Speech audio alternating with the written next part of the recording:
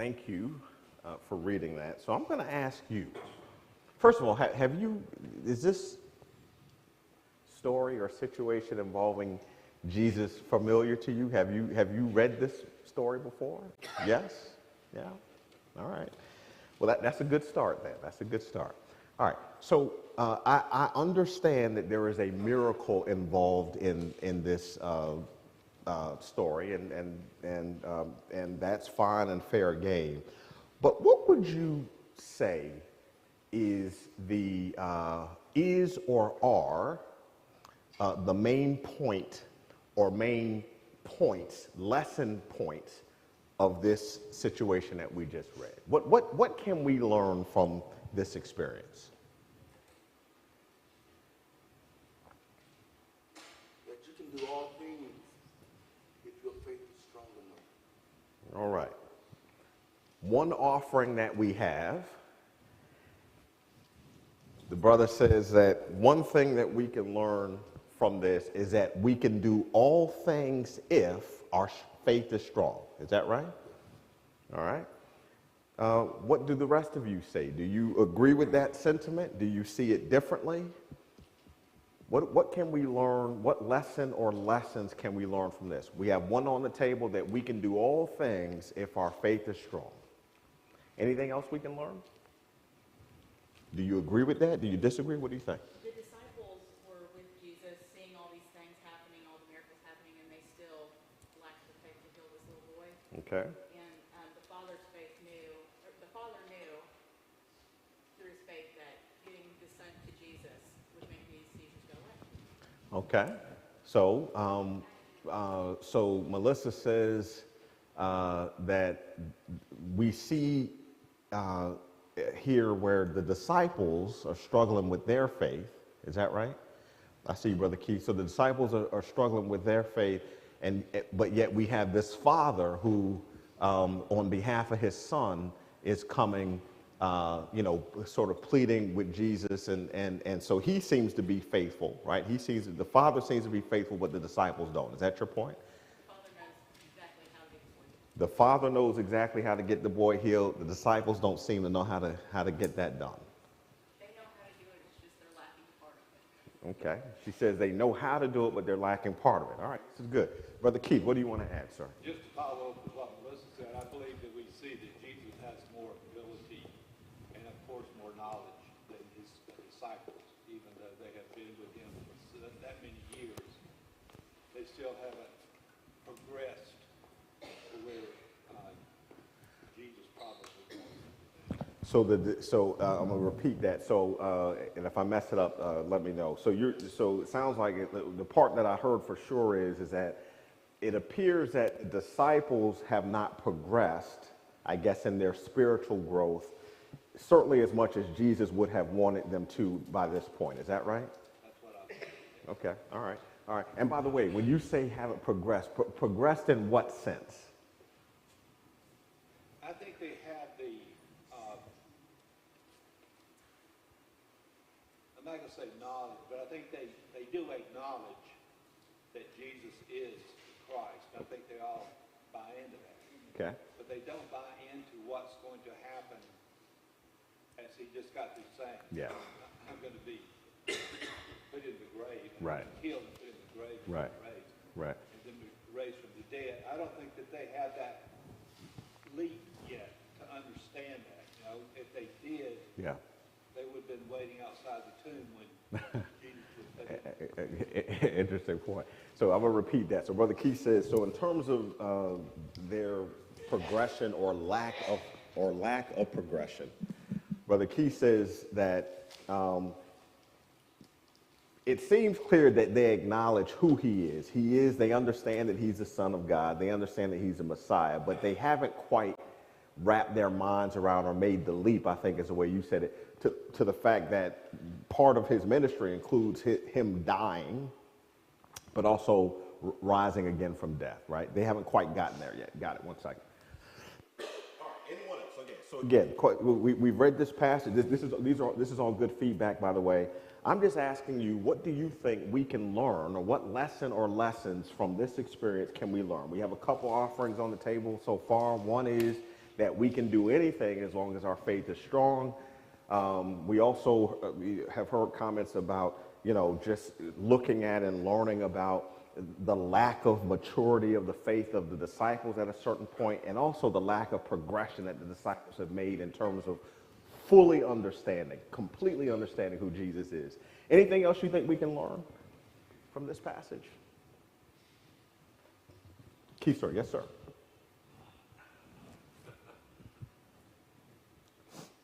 This parent has this urgency, this last grasp, going to Jesus and saying, help. Yes.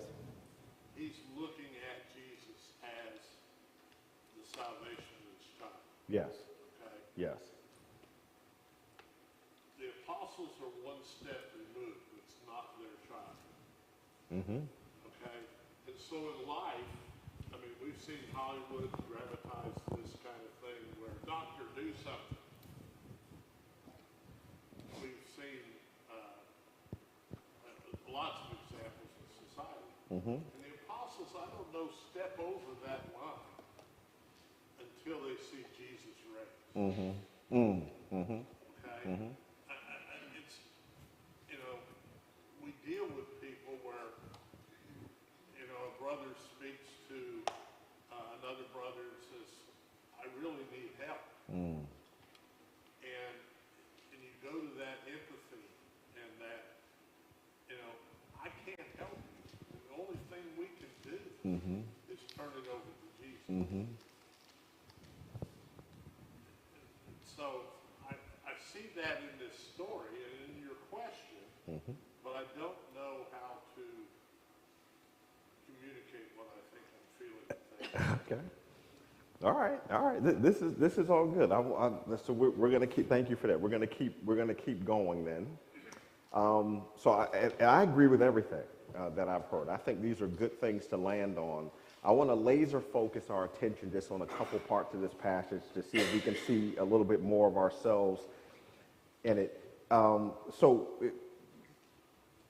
Again, we have this situation where there is a man, a father, whose son is demon-possessed and who, in that state, that causes him to do some pretty drastic things. In verse 15, one more time for emphasis, this man comes, he says, Lord, have mercy on my son, for my version says he is a lunatic.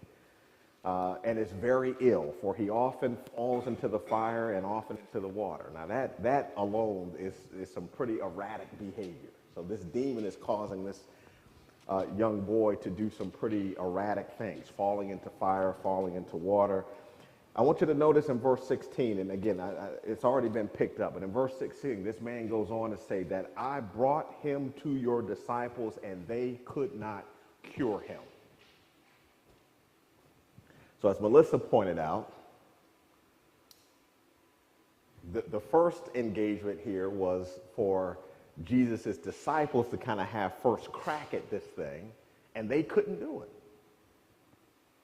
Now, I want to just call a time out here and ask you, do you ever remember in the scriptures any case or any situation, even generally speaking, even if you can't quote the chapter and verse, can you remember any occasion where the disciples actually had the ability to cast demons out?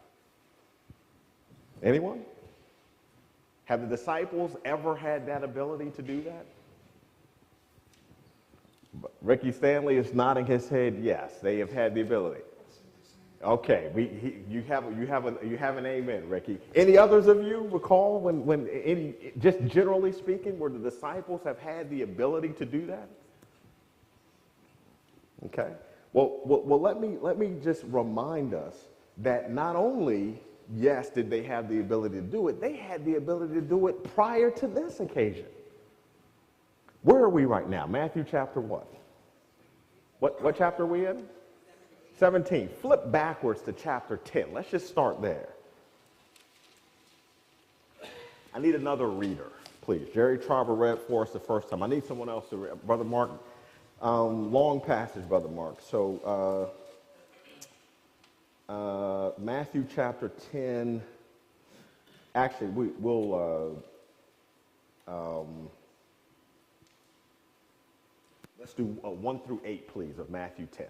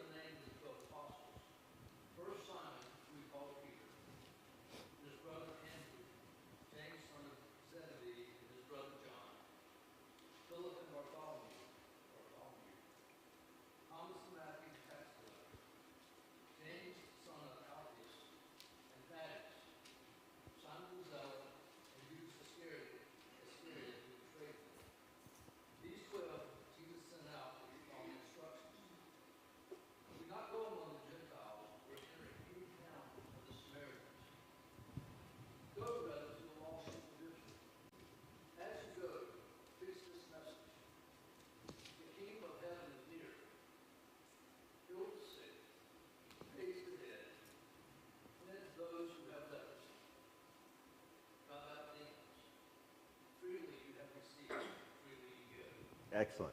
All right, and then Mark, I'm going to ask you to do me another favor. So what Brother Mark just read is in Matthew 10. It's also recorded in Mark 6. If you don't mind, flip over to Mark 6.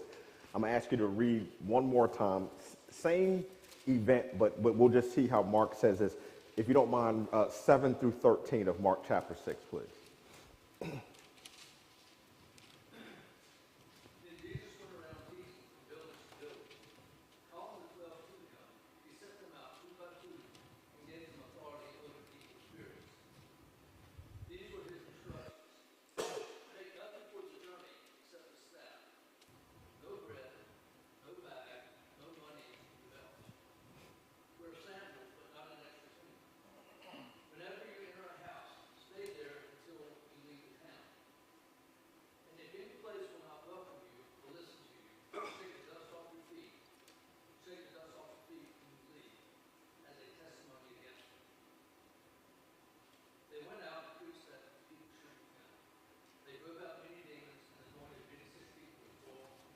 Perfect. All right. Again, I want you to, we're going to go back to Matthew 17. I wanted us to see, to dig into this issue. The man says, look, I brought my son to your disciples. I asked them to cure him, but they couldn't do it.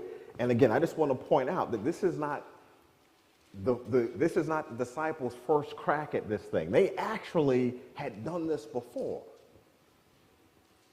Mark plainly says it in his version in chapter 6, where he says, look, they were out casting out demons, they were healing sick. This is not something that they were confronted with, by the way. I mean, now, by the way, even if it were the first time, if Jesus has anything to do with it, the first time doesn't matter. I'm just pointing out to you that this is not their first time. And they can't get it done. That's the first thing that I want to point out. Second one is this. Again, back in Matthew 17 and 16, the man says, I brought him to your disciples and they could not cure him. Jesus has a pretty strong reaction to this. In verse 17, Jesus answered and said, my version says, unbelieving and perverted generation. Does anyone's translation say anything, use different terminology than unbelieving generation? Faithless, and what version is that? English Standard Version. Faithless and twisted. Okay. All right. Anyone have anything else? All right. So again, what do you have? NLT uses faithless Faithless and and corrupt. corrupt, unbelieving and perverted generation. How long shall I be with you? How long shall I put up with you? Bring him here to me. Verse 18 says, Jesus rebuked him and the demon came out of him and the boy was cured at once. And then again, getting back to the core of the issue here in verse 19, so then the disciples come to Jesus privately. And they ask, well, why couldn't we cast it out? And I'm no doubt in my mind, they must have, I think, been thinking about the fact that they had done this before. What was wrong this time? And what was Jesus' response in verse 20? What did he say is the reason why they couldn't do it this time? Littleness, my version says that too. It says the littleness of your faith. Does anyone say anything different terminology in verse 20? Because of your unbelief. I'm sorry? Because of your unbelief. In verse 20, yours says, because of your unbelief. Other translations will say, because of the littleness of your faith. So again, he says, I want us to focus on that. He says, because of the littleness of your faith. Now, without reading another word, and of course we will, what does that sound like the issue is? If someone came to you and said, because of the littleness of your faith, what would that make you believe that meant? What conclusion would you draw? Sounds like he's saying you don't believe you can do this. Okay. I don't think that's what it is. Okay. Clearly they've done it before. They've done it before. That's what the words kind of on the surface feel like you're saying. So Jared says on the surface for him, it feels like, one more time? That they don't believe that they can do They don't believe they can do the deed, although we already have demonstrated that they've done it before, right? The littleness of your faith, it's an interesting term there, right? I mean, others have said, or does someone have another thought about littleness of your faith, how on the surface that sounds to you? Yes, sir? The depth of that faith. Yeah, it sounds like, like it's not deep enough, right? Or even it's not, maybe even not big enough. But then he goes on right after that. He says, well, the reason you couldn't do it because of the littleness of your faith. And then he says, but for truly I say to you, if you have faith as a mustard seed, what do you know about mustard seeds? Really small. So on the one hand, he says because of the littleness of your faith, but then he makes a comparison to something that is really small. He says, but if you have faith as a mustard seed, you shall say to this mountain, move from here to there, and it shall move, and nothing shall be impossible to you. Then he goes on to say, but this kind does not go out except by prayer and fasting. This is the heart of the issue. The heart of the issue is that there is something that's wrong with the disciples' faith. And we have to figure out, well, what's wrong with it? They did it before. Jesus calls it, he says, because of the littleness of your faith. On the surface, it may give the impression, as Brother Jerry said, that maybe there's something wrong, like maybe their faith isn't deep enough, or maybe there's not enough there. But then Jesus goes on and says, well, look, if you have the faith of just a teeny tiny mustard seed, you can do anything. I do want to point out to you here that this phraseology of littleness of your faith, it means unbelief or lack of confidence. So when Jesus says the issue here is that it's the littleness of your faith, what he's saying is that your faith is marred with unbelief, or it's paired with a lack of confidence. It's the quality of their faith that's bad. It's not the size of it. It's the quality or the nature of their faith.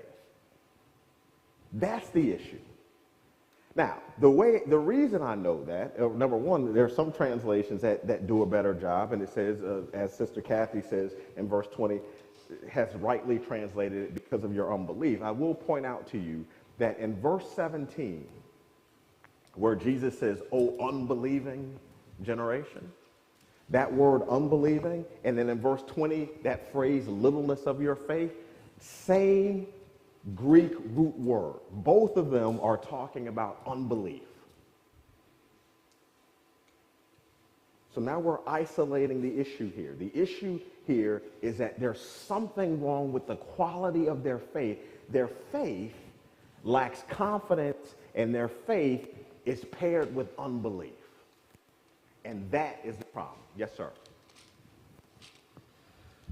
I think sometimes we even struggle with this where it's, yeah, maybe we did something in God's name at one point, and then later on we don't.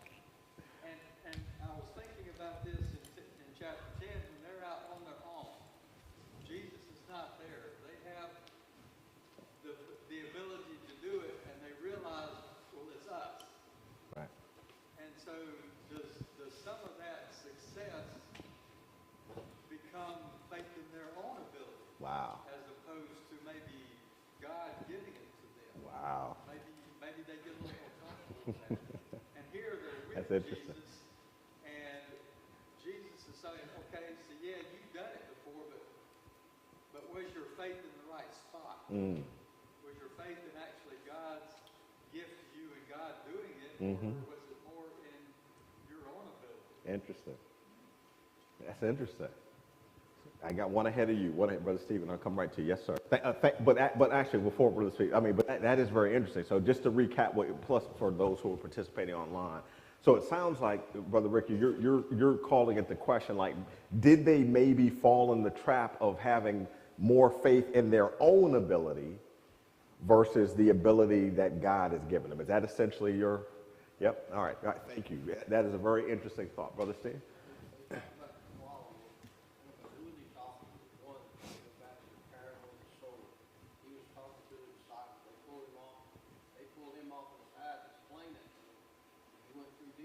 About that. Mm-hmm.